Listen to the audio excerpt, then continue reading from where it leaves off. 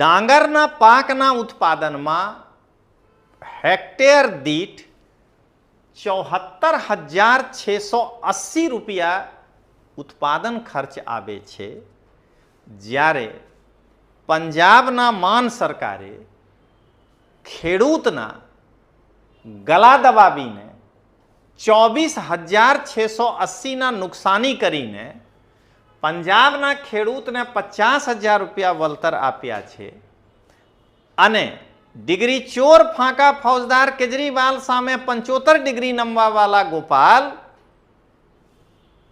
આમ આદમી પાર્ટીની દલાલીમાં આટલું જ લીન થઈ ગયા છે કે ડિગ્રી ચોર ગોપાલને ખેડૂતના 24,680 રૂપિયાના નુકસાન દેખાડી નહીં રહ્યા છે અને ભક્તિમાં લીન થઈને પંજાબ સરકારના પ્રતિ હેક્ટેર 50,000 રૂપિયાના વળતરના ગુણગાન કરી રહ્યા છે.